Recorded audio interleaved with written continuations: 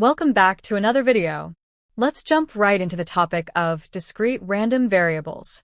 A random variable is a mathematical concept that represents the outcomes of an experiment or a random process. It's used to quantify the result of some uncertainty in an experiment. In simpler terms, a random variable takes numerical values based on the outcome of a random experiment. We use capital letters to represent random variables, which denote the quantity or property we are measuring in the experiment. For example, in your coin toss experiment, capital X represents the number of heads obtained in 10 tosses. On the other hand, small letters are used to represent a specific outcome or value of the random variable. For example, small x could represent a specific number of heads, like 5 heads. There are some important properties for discrete random variables that we need to pay attention to. The probability of any specific outcome, for example 0 heads or 1 head, must lie between 0 and 1. This makes sense because a probability can never be less than 0 or greater than 1. The sum of the probabilities for all possible outcomes of a random variable must equal 1. This is because, in any experiment, one of the possible outcomes must occur, so the total probability for all possible outcomes must be 100%, or 1. Random variables can be categorized into discrete and continuous types. A discrete random variable assumes a countable number of distinct values. In simpler terms, the values it can take are finite or countably infinite, like the set of natural numbers. As for the characteristics of discrete random variable, we can say that 1. The possible outcomes can be listed or counted. 2. The variable takes specific values, often representing counts, typically showing how many. And 3. These values are often integers or whole numbers. Examples include result of a football match. The outcome could be a win, loss, or draw, which are distinct and countable categories. The result is categorical. Number of tickets sold for the football match. This is a countable value. You can count how many tickets are sold, for example 100 tickets or 200 tickets. Since the number of tickets is a whole number, it is a discrete random variable. On the other hand, a continuous random variable can take any numerical value within a certain range or interval. The values are not countable as they can represent any value in a given range, including fractional or decimal numbers. In terms of characteristics, 1. The possible outcomes form an interval or a collection of intervals on the real number line.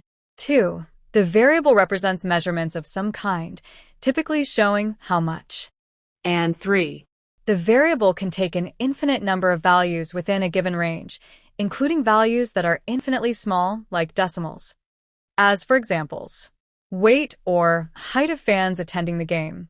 A fan's weight or height is a continuous variable because it could be any real number within a certain range, for example 150.5 pounds or 175.2 pounds. It can take values with decimals and isn't restricted to whole numbers. Total fluid ounces of drinks consumed during the football match. The total amount of liquid consumed can be any number of ounces, and it can vary continuously, for example 32.5 ounces or 47.2 ounces. The value isn't restricted to integers, making it continuous. If the number of outcomes is not infinite, we can always represent the probability distribution of discrete random variables using a relative frequency table or a bar chart. Here, our discrete random variable x can only accept 5 different values of 1, 2, 3, 4, and 5. We can use a table as shown in the left or a bar graph as shown in the right to display the probability of observing these possible values. For example, the probability of x being equal to 1 is 0.1. In some cases, it is easier to specify the probabilities using a function. As it was mentioned, sometimes it is easier to specify the probabilities using a function. Such functions that return the probability for a given value of a discrete random variable are called probability mass functions, or a PMF. A function is a PMF if it satisfies 2 conditions. First, this function should always return a value greater than or equal to 0, as probabilities are non-negative numbers. Second, the summation on all values that the function returns should be equal to 1, as the probability of sample space is equal to 1. Cumulative distribution function, CDF, return the cumulative probabilities of random variables. The CDF of a discrete random variable x, which is commonly denoted with capital F, is given by as the summation of PMF over the values of random variable x that are less than or equal to value small x. A CDF should satisfy the following conditions.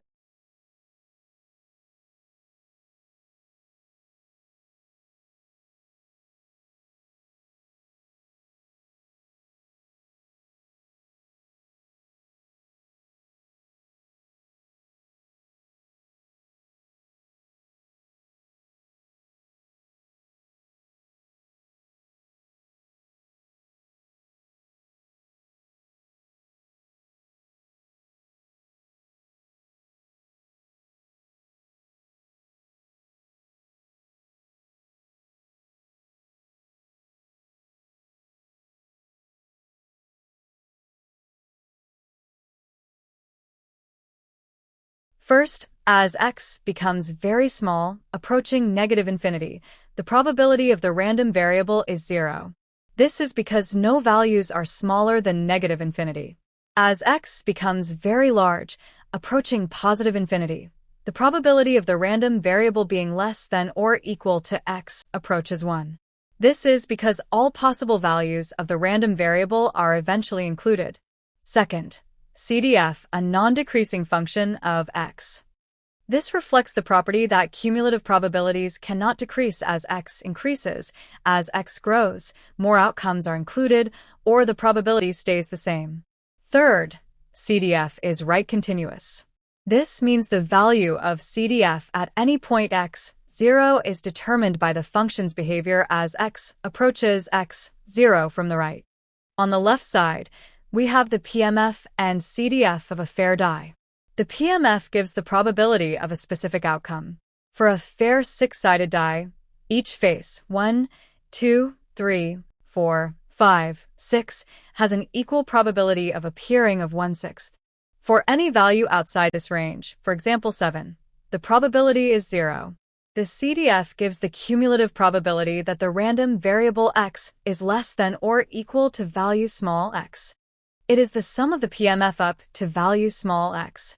CDF of 1, probability of x being less than or equal to 1 is 1/6. CDF of 2, probability of x being less than or equal to 2 is probability of x being equal to 1 plus probability of x being equal to 2, which is 1/6 plus 1/6 equaling to 2/6. CDF of 5, probability of x being less than or equal to 5 is probability of x being less than or equal to 4 plus probability of x being equal to 5, which is 4/6 plus 1/6 equaling to 5/6. On the right side, we have a discrete random variable y. Please pause the video and try to find the PMF and CDF values for this random variable.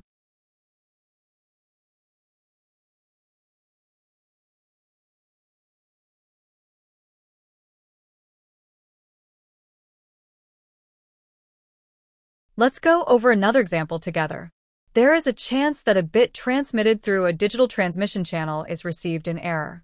Let x equal the number of bits received in error in the next 4 bits transmitted. The probability distribution of x is presented in the table on the left, while the cumulative probabilities are shown in the table on the right. Can you explain the relationship between these two tables? The cumulative probabilities in the right table are derived from the probability distribution in the left table by summing up probabilities. Specifically, the cumulative probability is the total probability of x being less than or equal to a specific value of 0, 1, 2, 3, and 4 errors. We want to find the CDF in this example. A day's production of 850 parts contains 50 defective parts. 2 parts are selected at random, without replacement. Let the random variable x equal the number of defective parts in the sample. Find the cumulative distribution function of x. You can pause the video here to take a moment and try answering these questions on your own. To find the cumulative distribution function for this problem, we start by finding the probability mass function through 3 steps. We have a total of 850 parts, out of which 50 are defective and 800 are non-defective. Two parts are randomly selected without replacement, and we want to determine the number of defective parts in the sample.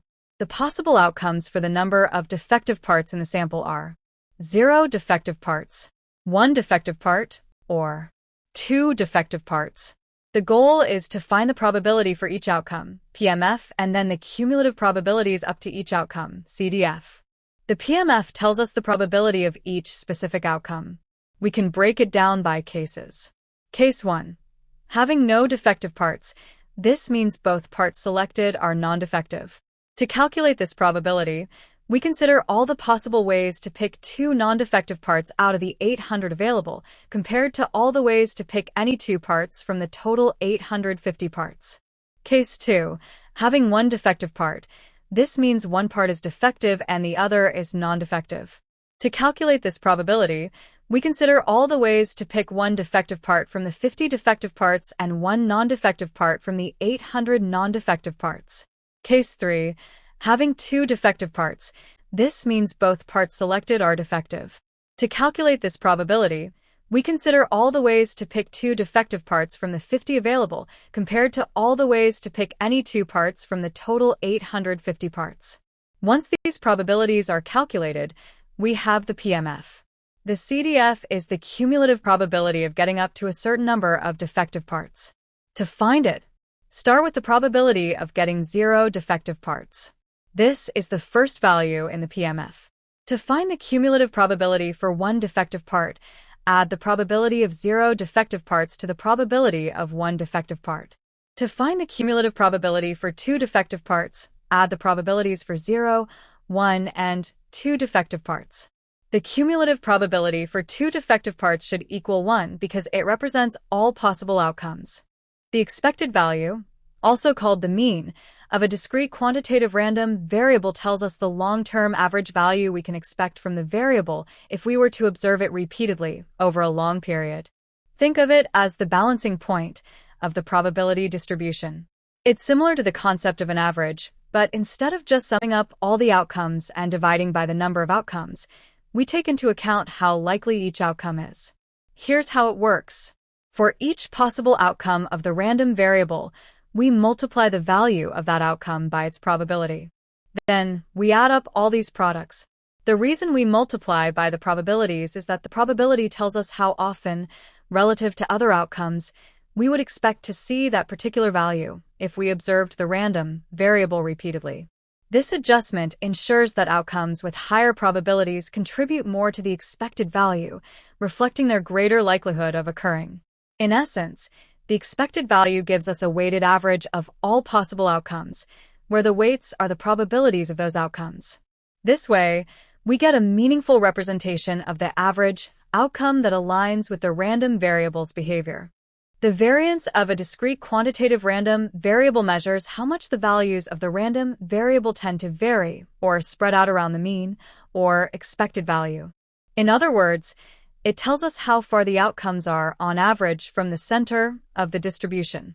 To calculate the variance using the definitional formula, we need to 1. For each possible outcome, find the difference between the outcome and the mean. This measures how far each outcome is from the mean. 2. Square this difference to ensure all values are positive and to emphasize larger deviations. 3. Multiply the squared difference by the probability of the outcome to account for how likely that outcome is. 4. Finally, add up these values for all possible outcomes. The computational formula is an algebraic rearrangement of the definitional formula. It simplifies calculations, especially when working with large datasets or discrete random variables. Instead of calculating deviations from the mean, it uses the square of each data point and the sum of the data values to calculate variance more directly. The computational formula avoids intermediate steps like subtracting the mean for every data point. The standard deviation is simply the square root of the variance. While the variance is a useful measure, it's expressed in squared units, which can make it harder to interpret. Taking the square root brings the measure back to the same units as the original data, making the standard deviation easier to understand. In simple terms, if the variance and standard deviation are small, the outcomes are tightly clustered around the mean. If they are large, the outcomes are more spread out, meaning the random variable is less predictable. In this example, we will use both the definitional and computational methods to calculate the variance for the error in the digital transmission channel example. You can pause the video here to take a moment and try answering these questions on your own. For the computational approach, we first calculate the product of each value and its PMF, as well as the product of the square of each value and its PMF. The variance is then found by taking the difference between the sum of these squared value products and the square of the sum of value products. For the definitional approach, we start by calculating the population mean, which is the sum of the product of each value and its PMF. Next, we compute the square of the difference between each value of x and the mean and multiply it by its PMF. The variance is then obtained by summing up these products. Thank you for your attention, and see you in the next video.